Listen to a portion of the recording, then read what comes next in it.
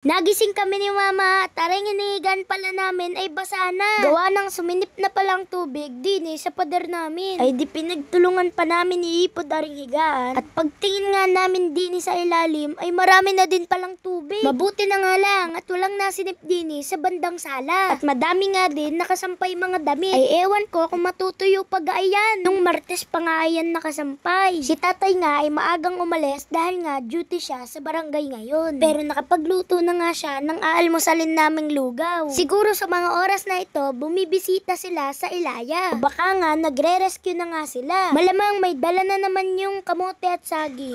Sino mga abangers diyan? Sa mga nabubuwal na tanim. Ay titirhan nyo naman ang may-ari. Napansin nga ni Mama na aring aquarium ay malabo ang tubig. At mabula nga ang bandang ibabaw. Ay yun naman pala, may nangitlog na naman. Kung nakikita nyo nga iyang maliliit na itlog, na transparent diyan, ay yun nga yung itlog nila. Yung nakaraan nga may nangitlog na naman nga dito. At dumaan nga maghapon ay naubos nga lang lahat. At hinala ko nga aring janitor fish ko nga ang umuubos. Ay naku po, excuse nga lang. Ay kanino baga namang buhok re?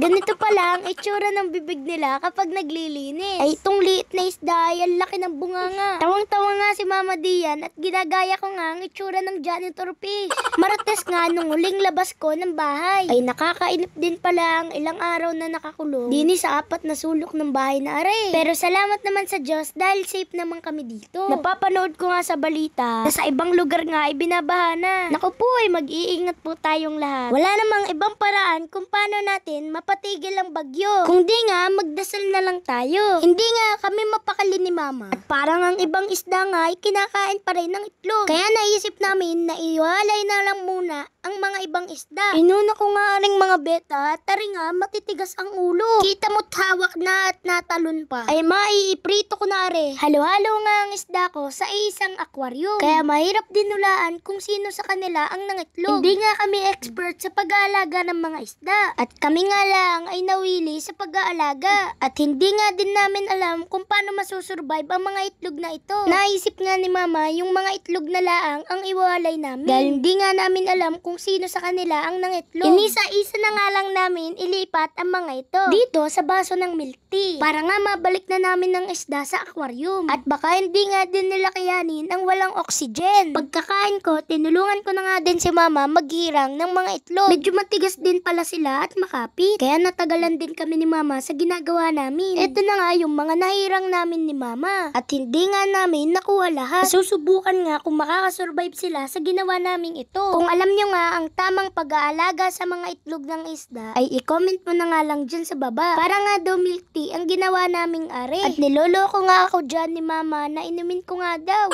Kamusta nga pala kayo? Anong ginagawa nyo ngayon habang naghihintay matapos ang bagyo? Ako eto, tamang lamog sa mga teddy bear at unan dito. Pinagtablet na nga ako ni Mama at malapit ko na nga kausapin ang sarili ko. Nga pala, salamat sa lahat ng bumisita sa garden ko. Ang dami nyo nga binigay sa akin at pati sa Roblox naranasan ko nga naging mayaman. Kung sa Batanggenyo may barakong kape, ganito naman sa mga Ilocano. May gumagawa din ba nito sa inyo? Malamang ginagawa ito ng laking probinsya. Yung kapag wala kang ang kape, lulutuin ng garne ang bigas. Hanggang sa medyo maging itim ang kulay niya. Tapos pakukulaan nga laang ay may kape na. Sa panahon na ito, mayat maya ka nga mapapainom ng kape. Ay hinay-hinay nga laang din. Ay baka naman magpalpitate. Ay Diyos ko po. Sa lagay na ito, mukhang magsisiksikan kami mamayang gabi. Sa maliit nga naming sala. Ay kahirap ga naman ng tutulog ka din eh. Ay may katabing planggana. Mag-iingat po tayong lahat. Kung wala namang importanteng gagawin sa labas ay wag na lang lumabas. Huwag kalilimutan mag-follow, like and share. Salamat sa panonood.